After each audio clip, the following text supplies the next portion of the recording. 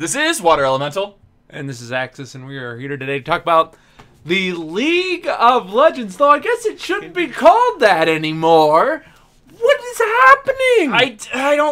I don't know. Well, okay. For those of you that don't know, The only thing of relevance this week. We don't care about anything else. so they sort of just came out and talked to us the other day about. They didn't talk to us. They talked to the community at large about. We talked to freaking Ghostcrawler the other day. This is great. Essentially, what happened is they put out a post regarding lore, and they've said that some of the narratives that they've done are being done away with. Institute of War, not a thing anymore. Summoners, in general. Not a thing anymore. The Fields of Justice. Not a thing anymore. What's left? So all that's left are the champions exist, the nations exist, the world exists, but summoners only exist in a gameplay sense, which is why you still have summoner spells and runes. But as far as the canon of the game goes, those aren't things. And they're not going to be like, okay, here's a reason. No, they're retconning everything. They're like, we want characters to feel like they have a lore, but we don't want them stuck in the sense of they all have to join the league. So, you know how we've been complaining lately about why are these characters joining the league? Well, they've probably had this under their hats for a while, and now they're just saying, oh yeah, no, there's no reason to join the league because it doesn't exist. So why is it called League of Legends? Why are there summoner spells? Well, it's because they want gameplay and lore to function independently and not influence each other negatively. There's one way you could have done this with a lore and built up to it. You could have had the league destroyed. No, that's tough. It's a lot of work. No one likes that. You could have had a reason for it instead of just saying, hey, 5 years of character development, character synergy, actual details put into stuff, all that lore, all that stuff is just gone. And they're like, well, think of it like a good book. It may still be there and you can enjoy it and read it, but it just doesn't matter anymore. It just... Don't say that it doesn't matter anymore. It matters to some people. The reason why we like Garen is because of the stuff he's done in the lore. The reason why we enjoy the Noxus versus Ionia, because it matters. What happens to that stuff?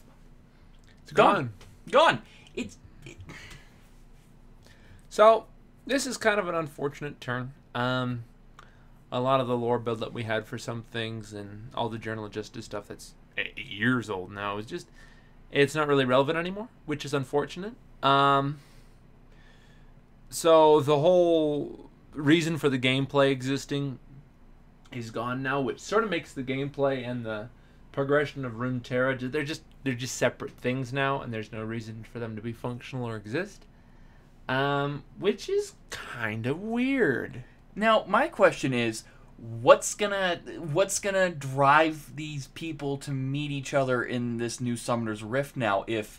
Because beforehand it's like, look, this is where all conflict is settled between factions. It's like there's a reason for them to respawn. There's a reason for them to be fighting in this weird-shaped, objective-based combat. When in most cases you'd be like, why would I fight this tower? I can just go to the jungle and just wait for him and then kill him there, and then it'll be over. It's like, okay, we'll be fighting on the Howling Abyss because that has lore significance with the Watchers and all that stuff, and that's why we're here. It's like, all right, the characters from, this desert matter because this, and they're fighting with this guy, and this guy because of gameplay reasons. It's like, why would they interact? They would just stay in their own realms and just stay there.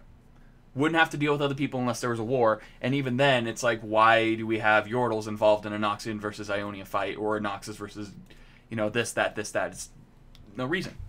Yeah, which is, I think, part of their whole philosophy of gameplay and lore are now separate things, which... Then what's the point of having a game? What's the point of having lore? If it's just a side story, it doesn't have any effect on gameplay. Just go to Dota where you just make characters and stuff based on models and be like, all right, this guy has this certain amount of skills. He's here because he's here. Well, the main thing about Dota lore is that essentially everything in the world is on Dire or Radiant, and they were spawned on the single planet or outside the planet, and basically they're drawn to one of two opposing forces, which is Dire and Radiant, and sort of their older gods that have their ancients that have collapsed onto this planet. And so it's all about choosing your side and protecting that. Unfortunately, it doesn't work in all pick because you can choose whatever hero you want, which is actually something I'd like to see come back. But that's a Dota conversation. But still, more lore than what Lee's got right now. It's true. It is more lore than League has right now because League is wanting to separate their lore completely. And it just doesn't work. If you want the lore to be sterile and completely hollow, and essentially all you're doing is getting character personalities cut out and put into a battlefield, it's just weird. You could have done so many things to keep the old lore and then refresh it. You could have made it so the Institute of War was destroyed in some unforeseen circumstance. No one knows. You build up to that in a world event of some sort. I know that's hard. And then, or even just a redesign of something. You could have said that the ruins of the Summoner's Rift is now just a jungle. And that would have made sense for the visual update. Could have done it that way. Years later, time jump, whatever, the Institute of War is gone. No, none of it matters anymore. Everybody just kind of went to their own ways. Alliances that were made in the League of Legends sometimes intercross. You have people that, shouldn't be mingling together, are meeting together. Factions are kind of building up to start like what they're trying to do now. That could have worked. You could have put some effort into actually keeping the lore and adjusting it to fit the new purpose. That way, all the people that actually gave a crap about what was originally there, meaning and give them closure, instead of just saying, hey, everything's fine, everything's great. It's like a cliffhanger in a show, and then the show's canceled, like Firefly. Ta-da! None of that season mattered, and you'll never know whatever happens, and then we'll come out with a crappy movie 5 years later. Yeah! It's just curious. Unfortunately, this is what's going to happen, and so we're going to have to start dealing with that, and we'll have to analyze the lore from this new standpoint. I'm curious what the cutoff point will be as far as new lore versus old lore. It's all gone. So even like Gnar, just torpedoed? I'm guessing so. I don't think they're going to be like, all right, this part's fine, this part's not fine. It's probably going to be all or nothing. So we'll have to build off from that point. I'll have a lot of reading to do if that's the case. It's just really difficult in my head to just break gameplay and the lore apart. Like, I can sort of do it in, like, when I was playing Warcraft 3 custom games. I could be like, okay, this doesn't represent what's happening in Warcraft. But it had its own narrative. And, you could sort of gather a little bit just based on how the map is put together. And all kinds of fun stuff. I consider those, like, mini-games. Like, you're playing... you're playing, like, Mario or something, and you just get, like, a mini-game where you're doing something completely different. It doesn't, affect anything, but it's using the same characters. Like Mario Party versus Super Mario. It's just like, oh, they're having fun, whatever, woo. Yeah, it's just, it doesn't need a narrative, certainly not, but to take a narrative that you already have and to just torpedo it and then just create a lore content that's separate from your gameplay but still involves the characters. I've said it 4 times now, it's just weird. It's official fan fiction. Yeah, it just doesn't make any sense. And you know what? I get it. It's hard to come out with a character every couple of months that has a reason to join the Institute of War and all that, and it's tough, right? It's tough. Add a separate faction that's not part of the Institute. Give something new or interesting that would cause the change. I know I keep saying this, like, give reasons for change. Don't just change because a small percentage or you're having trouble writing for it. A good writer knows how to adjust in a situation. A bad writer retcons and then changes everything to start over again because his original idea doesn't work anymore.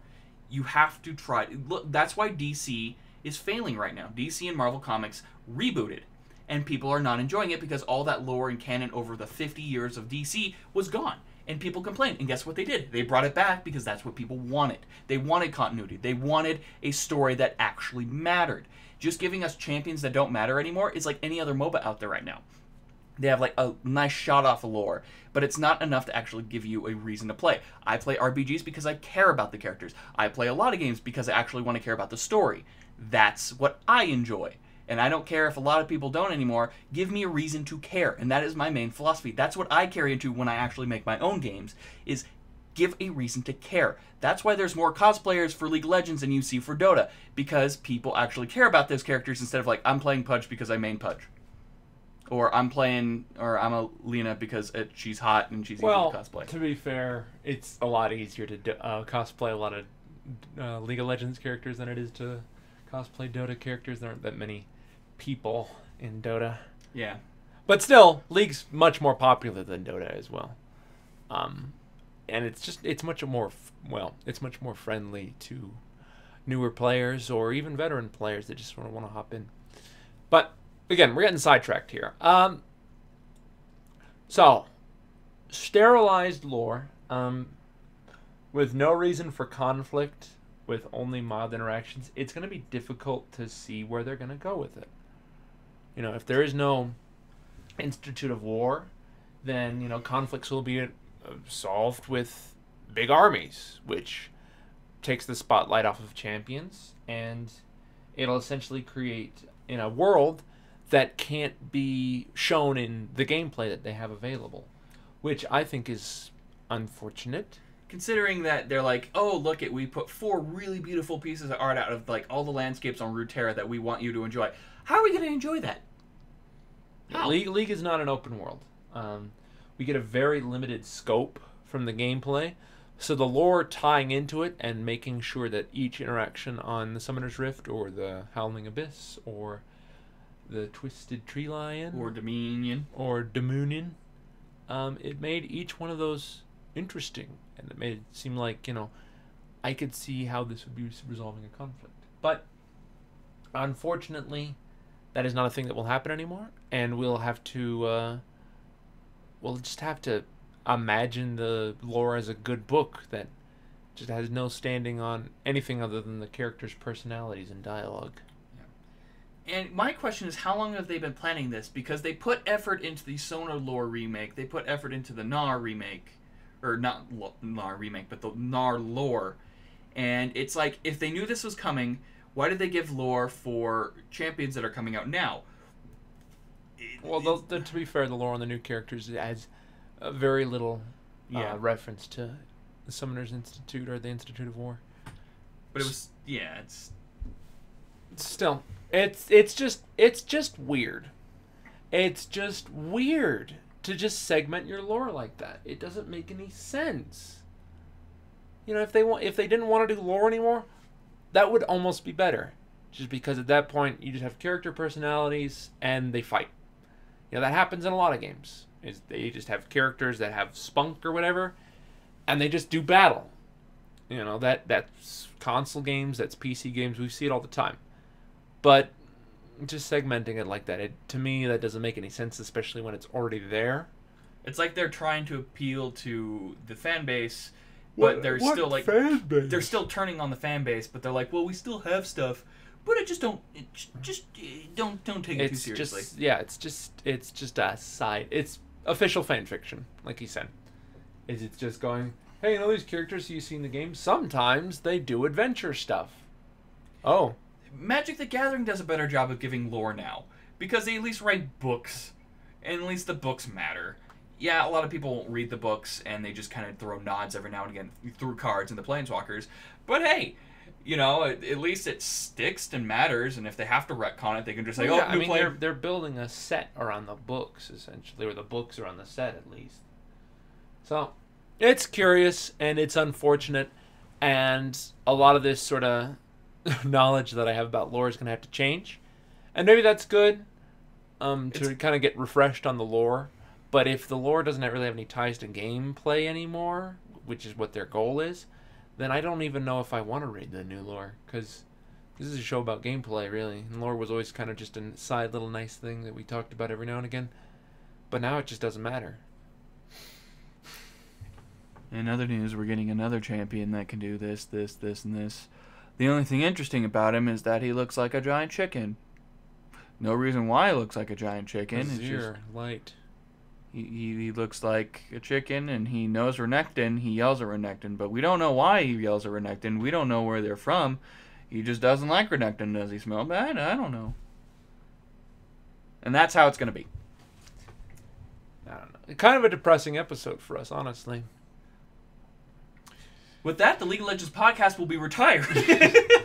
Oh, God. No, this is something that we've really enjoyed talking about. And as it slowly withered away, we kind of, in all honesty, lost interest in the game. And, we play it every now and again, but it just, there wasn't enough to keep us coming back. There wasn't. Gameplay can only last us so long without something interesting.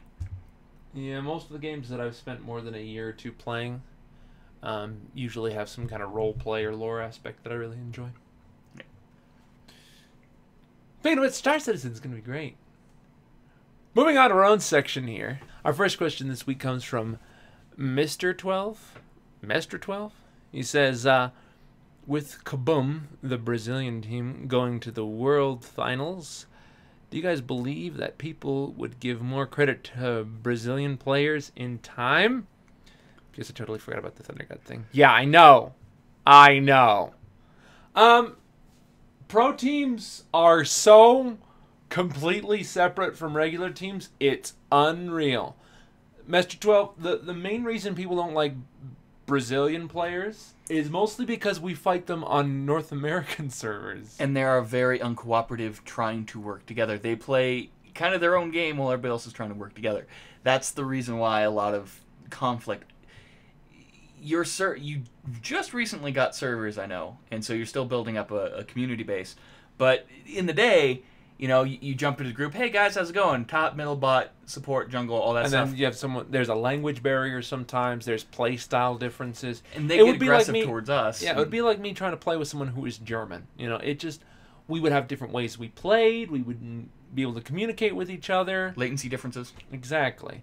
So I don't think it's that people hate BR people because they're Brazilian. They dislike playing with them because it's just there's no way to communicate with them, and there's playstyle differences and ping differences. And that's going to bother anyone from anywhere, especially in a game where you're depending on that person. And if there are 3 barriers between you, then it just means you're going to hate them. Don't get me wrong, if you're on an equal playing field where they can show their stuff in their own region, stuff like that, there are probably tons of great players. And we're seeing that now. Kaboom is they're going to World. I mean, they're good players. No one can deny that. They won the wild card at PAX, didn't they? Yes, right? They did. And if my 2 teams of Solo and Cloud9 don't make it, I am more than happy to cheer for them if they make it to the finals, because I rather see a team that is an unexpected twist beat out people that are, so monotonous in how they play. And they probably will bring a meta that no one knows how to counter. Our next question comes from DaVincified, which we're working on your dangle there. It'll be out once we get our camera up and working again. We don't have a camera. Well, I have one. I just have to figure it out first, which is a little bit of a pain because I don't know where anything is. But he asks, why don't you guys answer any of the questions from the old episodes? Mainly because we try to answer questions that are relevant first. So that usually means questions that are based on the episode. As far as going back and checking other questions, we've done them sometimes, but that was a long time ago. We try to keep it as fresh as possible, and we try to give everyone an equal opportunity. So as far as going back and just checking old questions, it's just not something that we've done in years. And it really didn't work out very well. A lot of people kind of complained that we're on the new videos, like, oh, what's the point of putting a question on the newest episode when you're going to go back to like 4 or 5 episodes ago? So, Da Vinci, if we missed a question of yours that you're really interested in, you're more than welcome to post it again. But like we said, we're probably only going to do one per person per video, or one from one person every video, specifically. Handsome Brazilian man. And sometimes there's just questions that we can't answer, in all honesty. Or sometimes we just have too damn many and we can't do them all. And those are good weeks. I love those weeks. I miss those weeks. Well, they've come up before. Recently, too. But, speaking of questions, that's it for questions. If you have any questions for us about the show, about anything in particular, games, us, what we're doing, life, what our hair color is, you know, about video games, whatever. We love to answer them. We try to answer at least 2 every week. You can post them down in the comments section below. You can send it to our email at spasticgaming@gmail.com or post it at our Facebook, our Twitter, or on our website, all of which are linked in the information down below.